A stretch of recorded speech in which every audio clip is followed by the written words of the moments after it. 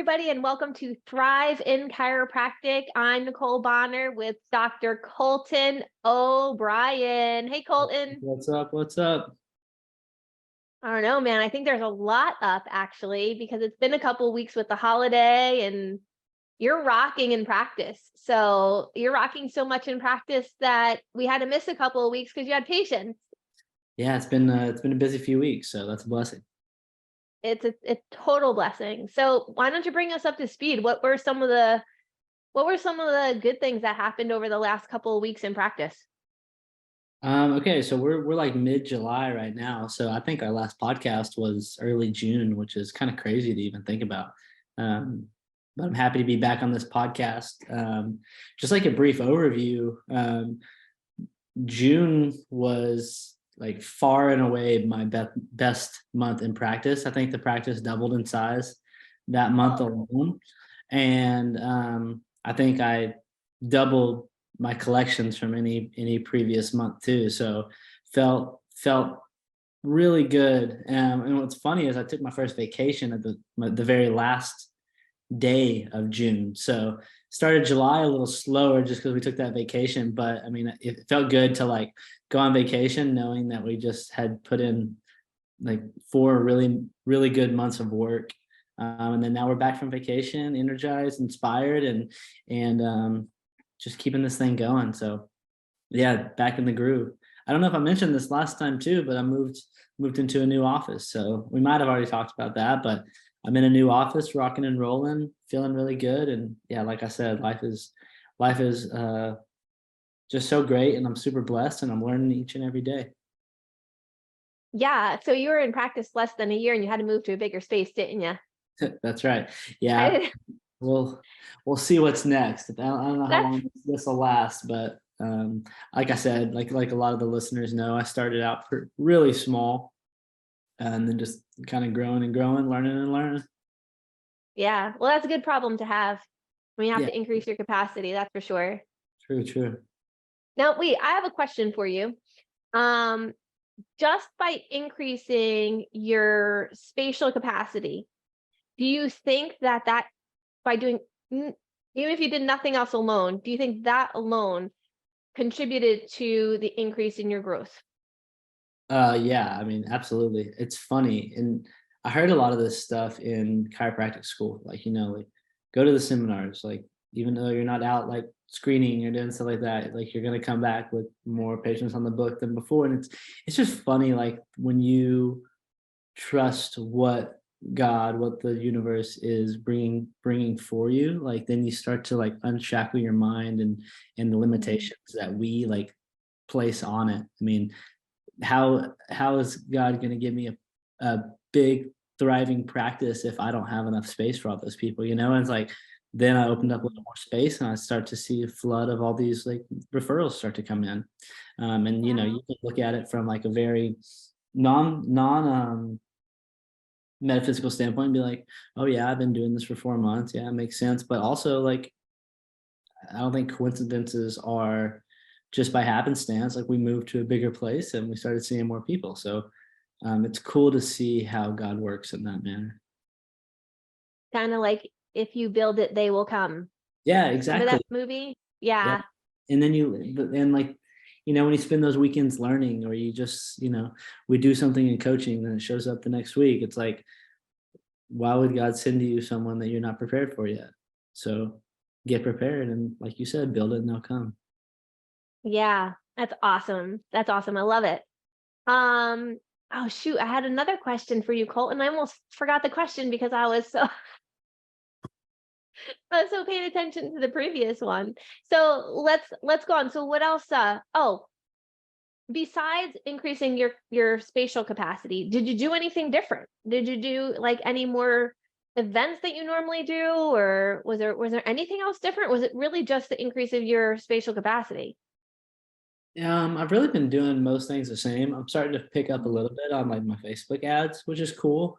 So running a few just like adjusting videos where I'm like talking through the adjustment and explaining why I'm doing that, and people are, it's getting some attraction. I did something that really kind of catapulted me. I did a holistic health. Like I've been doing a bunch of like screenings at like gyms and stuff like that, which is cool. But like at the same time, like a lot of those people have like their thoughts on health or what they're doing is like going to the gym, and that's their Mhm. investment. But it was this holistic fair. People were like looking for providers and vendors and stuff like that. And like it took off. I had more new patients in a week than I had yet, just because like people were hungry for this truth that we have to offer. So that was really cool. And then they started bringing their kids in and stuff like that. That was super catapulting, I would say. Yeah. I want to pick up where you said people are thirsty for the truth that we have in chiropractic. And you and I kind of chat a little bit, not a whole lot outside of this podcast, but we connect a little bit outside of this podcast. And for our viewers who are most likely in chiropractic school or just getting ready to grow up, just getting ready to get out and open a practice, can you speak a little bit about the importance of our truth and our chiropractic principle and owning that principle and sharing it with the world? Do you think that makes a huge impact in your practice? I think it does. From like a my understanding standpoint, it's like I was actually listening to two of my really good buddies, Zach Thompson and Spencer Dupree. They have their own podcast kind of about what it's like to start a practice. And what they talked about this week was like, you don't have to like jam chiropractic philosophy down people's Mm. throats, but you yourself, you have to understand it, or else like, what are we really doing here? So a lot of us think we got to like thump people on the head with green books, but like that might just push people away. But if you know the Mm. philosophy so well that you can say it with confidence, what you're doing and how you're going to help in the most simple terms, then people are going to feel that they're going to understand it, but even more so, they're going to receive the results from it. Right.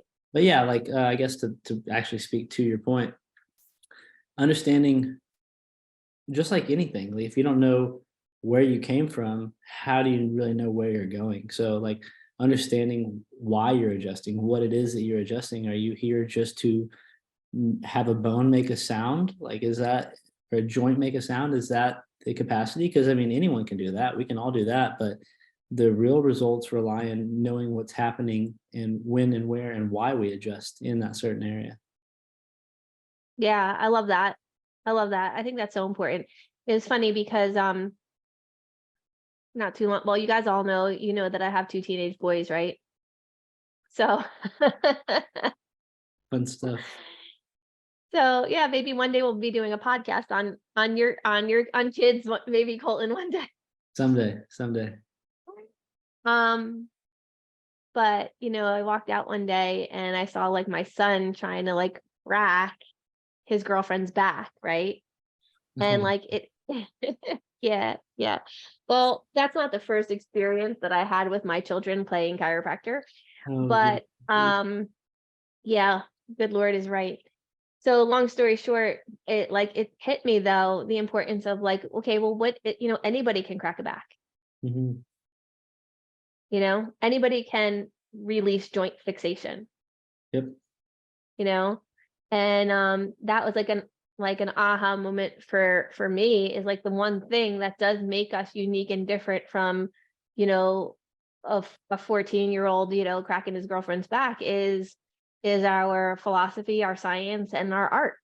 Hmm. Yeah, it's the why behind it. What's Strauss, awesome chiropractic philosopher, talks about like what is the objective? Like we should know the Mhm. objective in why we're doing what we're doing. And Right. to remove subluxation is the primary objective. It's not to have the bones make a sound. It's not so someone goes, "Oh, doc, I feel so much relief," which is, those are all awesome. Like it sounds good, it feels good, but like ultimately, if you're not addressing the subluxation, primary Mhm. subluxation, then you're doing a disservice to your patient and you're not living up to the name chiropractor. Yep. Amen, my brother. Amen. So in the last couple weeks, have you encountered any challenges that you worked through, and what was your solution to them?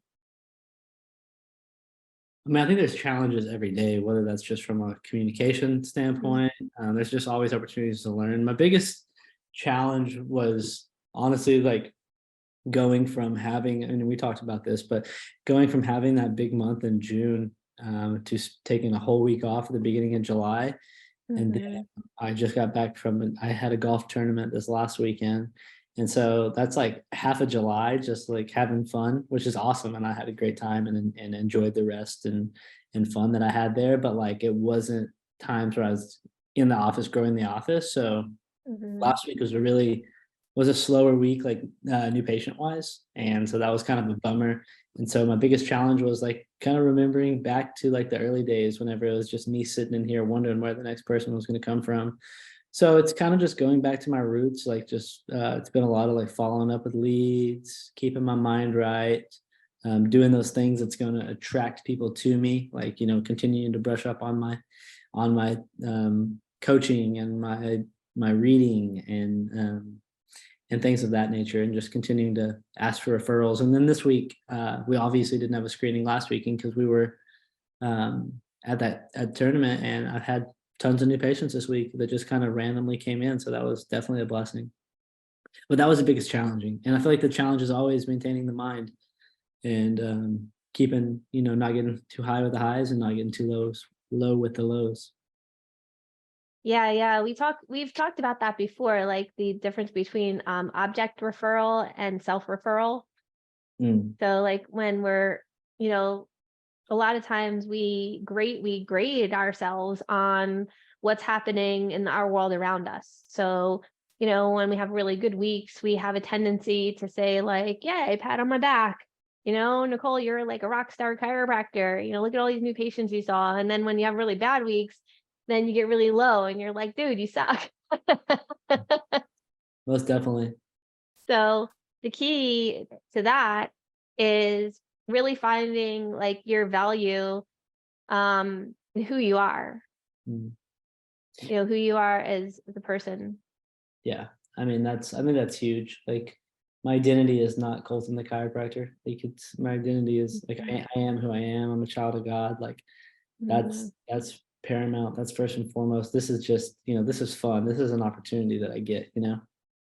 So not Mhm. trying to get too it was cool though, because I mean like finding chiropractic, like if anyone really like or chiropractic found us, whatever however you want to say it, you know, like it feels so good and you feel like you finally like can breathe and have this truth and have this breath of fresh air. It's easy to like put your identity in it because you're so passionate about it. But at the same Mhm. time, we gotta remember like we are people too, you know, not only Mhm. chiropractors. So I think it's a cool thing to think about. Yeah, I do too. I think it's a cool thing to think about. And if you can manage it, you know, it really helps to keep things in perspective and keep the emotions, you know, even keeled, except instead of always being on this like this roller coaster of highs and lows. Yeah. That get really frustrating and burn people out pretty easily when you're on that roller coaster. Oh yeah, because I mean comparison is a crazy game. I mean, I see, you know, it's easy to look at peers and like, oh well, we graduated at the same time, they're doing this, I'm doing this, or like I'm doing this and they're doing this. Like, but Mm, that's not the race. Like the race is the man in the mirror, that it's the opportunity to serve a community. You know what I mean? But absolutely. it's good to have those checks and balances too. Like I have some people in my life that are doing awesome, that are pushing me to do awesome as well, you know? Yeah. Well, that's one of the reasons why I like doing, and I don't know if you can actually give me a little bit of feedback on this, but that's one of the reasons why I prefer doing small group coaching calls with at least, you know, two or three or four people on a call because I think it gives you guys the opportunity to share ideas. I think it gives you guys the opportunity to create a network or a community, if you will, like community, if you will. And I think it gives you guys the opportunity to say, you know, not so much like he's here and I'm here, but like he's here. Wait, what is he doing? Yeah. You know, what can I glean from what he's doing or what she's doing that is going to help me um get to where I want to get to. And you know, most of the time it's a nugget. like most of your breakthroughs is going to come from like the smallest nugget, like a tweak of what you're already doing. Yeah. Hmm. So cool. How's family life going? How's your beautiful wife? Oh, Liz is awesome. She's rocking and rolling, doing her thing. Um, Yeah. yeah, she took 2 weeks off work whenever I took that week off. So she got a good rest and she's back in the hospital now and she's taking care of people in her own way. And yeah, we got, she has today off. So we're going to sit by the pool after this and just enjoy the afternoon. But yeah, Oh, that's cool. family's great. Yeah, life is good. I'm blessed. Everyone has their health. Everyone's close enough to each other where we get to see each other. So yeah, everything's great in that regard. That's awesome. Colin, I remember when you were going through the process of before you opened your practice and you were going through the process, the Jumpstart Academy and the whole process of opening a practice, there was like a little bit there, a little season there where you were having difficulty finding balance. Do you remember that? I think it was like right before like you graduated and you had boards and you were getting married. And it was like right before you were married. Yeah. And I remember one of the questions you said, you was like, Doc, how do I balance all of this? Do you remember that? I do. Maybe too vividly. So it looks like you found a way to create some good balance in your life. I think so. Sometimes too much balance, sometimes not enough. It's balancing balance too. Like I don't think I always have to be like this last. Yeah, I don't know. We've talked about the vacation a lot, but now I'm in the season of like I'm wanting less balance and I'm wanting more work. So I'm seeking more opportunity to work. Mhm. But yeah, balance is huge. I mean, Liz feels loved, cared for, and appreciated. Especially me not being in school anymore. I think it's easy to find balance compared to chiropractic school, just because chiropractic school there's just so much going on. Every like whether it's training groups in the morning and then like events going on every night. I felt like I was never home. So being able to go to the office, network a few nights a week, and then do like a screening or a talk on the weekends feels like nothing. I'm home for dinner every night for the most part, and I'm usually home in the mornings before work. So Mhm. yeah, it feels like extreme balance. Yeah. One of the things that I picked up as you're speaking, it sounds like you really mastered the art of listening to your innate. And when your innate, tells you like, Colton, we need a rest, we need to spend time with family, you really, listen and, do your thing. And then when innate tells you, okay, we're ready, we're time to get back to work, we're time to get back to serving, you listen. I always had a, for a long time, I had a, like challenge with that. That was a struggle for me. Mm, Because innate would be telling me, rest your body. You need to rest. And I'd be, I'd, I would maybe do it. If sometimes I didn't do it and I'd like burn my physical body to the ground. yeah. And sometimes in my life, in my career, didn't have some of the best relationships.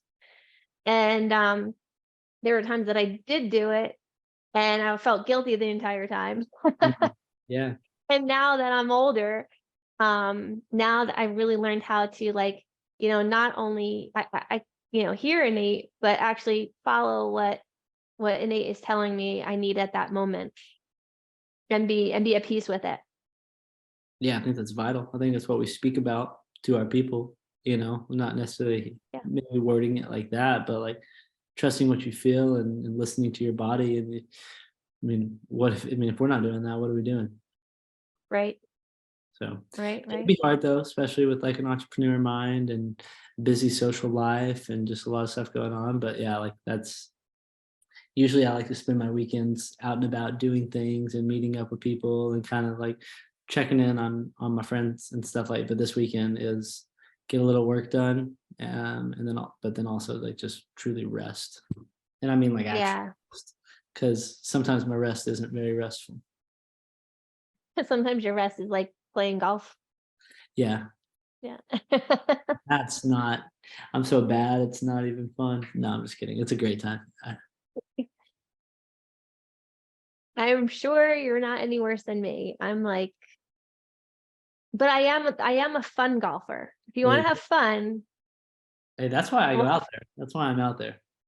I will give you a good laugh, I'm under like a no comedian illusion. golfer. Um, so we were talking about what we were talking about. We were talking about balance before, and shoot, man, you struck something that I thought was such a great. I wanted to pinpoint. I wanted to highlight a point that you made. It was such a good point. I can't remember what it was now. Well, anyway, we were talking about getting home on time and having dinner. Oh shoot. Anyway, All good. I guess it wasn't supposed to be on this podcast. Yeah, if it comes back, it comes back. Yeah, if it comes back, it comes back. All right, cool. So what do you got? What do you got coming up? You got any good screenings coming up and stuff coming up? Tomorrow I will be at LA Fitness, just hanging out in the gym, setting up a booth in Okay. the morning. And then what do I have? I have a holistic festival, a 2-day holistic festival in Ooh. August. I'm getting ready to go on another mission trip coming soon in August. So that's going to be really cool. Some things I'm looking forward to. And then I'm thinking about kind of doing my like grand opening / ribbon cutting soon. I know I've been open for a while, but I think it'd be a good community event. So Yeah. those are some things I'm considering as the weather gets a little cooler. Texas is miserable right now. We're like record heat. It's pretty wild. So I want to start having some like outdoor events, like in the parking lot outside my office. Oh, Once it nice. starts to cool down a little bit. But yeah, always looking for screenings, looking for more opportunities to like go and speak during like the lunch hour to offices, so I can kind of clear up some weekend time um, Right. to get that balance and rest that we talk about. Right. So those are some things. I'm actively looking. I've done a few at dentist offices. That's the only one I've had success with yet. So we'll Right. keep trying to find some cool places. Yeah, we have another client who as a matter of fact, doing a talk coming up in a dental office. I've done a few years ago. I've done a few in dental offices as well. They're really great patients. Nice. Yeah. And Yeah. then I just had a lady stop by. She like is like the developer for this. It's like an autism skills um community thing. And Hmm. she like wants me to come out and speak to all the moms there. So I think that'd be Oh, really sweet. cool. Because I really love like that's something I'm really passionate about, like just all like sensory processing kiddos. I think that'd be awesome to kind of start get the practice thriving in that direction and helping that specific community. Sweet. I love that. I love that. Colton, for people watching this that are getting ready to open our own practice. Okay, I remember my question now. Um, can you just speak a little bit about, and then we're gonna wrap this up because it's already been a half hour, believe it or not. Time flies when you're having fun. Can you speak a little bit about like the difference between being a chiropractor or a healthcare professional and an entrepreneur? The difference. Yeah. So let me clarify. So I do so one of the things that I try to impart on people who are thinking about or deciding, should I become an associate or should I open my own practice? I try to explain to people that, being a business owner is like a whole second job to being a chiropractor. Yeah. And being a business owner requires actually different skills and different tools than being a chiropractor. So can you speak to that a little bit and kind of like what that's like to kind of bridge the gap between being a doctor and then being an entrepreneur, which are Yeah. two very different things. It's funny, which I love. I love being a chiropractor. If I could just be a chiropractor all day long, like I would do that in a heartbeat. Like that's like why I chose to be an entrepreneur, so I could be a chiropractor. I know there's other ways to do it, but yeah, I feel like my day is like 10% chiropractic. It's just funny. Like I'm just like I love those moments where I just get to clear my mind, get in my body, and adjust people and hang out with my clients. But it's like I feel like my brain is never on. I mean, it does rest, but like very rarely on risk. I'm always thinking about, okay, what's next? How can we grow this practice? Oh, I need to follow up with them. Oh, this would be a good idea. That would be a great idea. Oh, then you get your financial cap on. I start looking at books. I start looking about where money's coming in, where money's going out. Constantly networking, building relationships in the community. Um, yeah, and then there's just like this weight, if you will, but it's not a bad weight, but it's like, for me at least, and it's just like this constant awareness of like, it's on me. Like it's like, Mm, Jim Parker says, if it's to be, it's up to me. And like, mhm. I really have never felt that in the sense that I feel it now, especially when I get home and I look at my wife and like, my goal is to like kind of help support my family too. Mhm. And I look at my family and I'm like, oh man, like to change this generation, like in the future of my family, like it's up to me. And I look at that from an entrepreneurial standpoint. And I'm so green and I mess up every day and I fall short in so many areas, but I've learned a lot and that's what's really cool. And I know I'm going to keep learning and keep getting better. So um, I'm not someone to necessarily like listen to when it comes to entrepreneurial stuff, but if you can not do what I've done as mistakes, then you'll be just fine. But learning is part of it. Learning's growing. But yeah, it's a Yeah. lot. It's a grind, but like I don't want anything else. I would not want to just go in, clock in, adjust, and go home. I love building something special for myself, my kids, my family, my legacy, and just for this profession. Yeah. Agreed. Agreed. I will tell you, Colton, you definitely have an entrepreneurial spirit for sure. There's no question. I know you love being a chiropractor, but I think you also love being a business owner. I do. I do. I'm not the most how would I say it? I've never been the most attention to like detail person, like as far as like X's and O's, like getting things straight. But Uh-huh. that's a part of myself that I'm developing. And so that's fun. But the vision I side, love it. love the vision side. Well, there you go. That's how you hire now. So maybe in our next podcast we should talk about hiring a team Yep. because you hire your opposite. Yeah. Then You're that's going gonna to be be ready to hire someone too, by the way. great. FYI, you're going to getting ready for that. So I'm maybe we'll looking talk about that on our next podcast. cool. All right, guys. Well, I guess Colton, we'll wrap it up because it's been half an hour. And thank you guys for tuning in to our podcast. And if you guys don't mind, get in touch with me and Colton. Let us know how you guys like our podcast. Let us know if it's helping you. Does it provide value for you guys? We love doing it. So hopefully you guys love it as much as we do. That's Until right, next week. All right. everybody.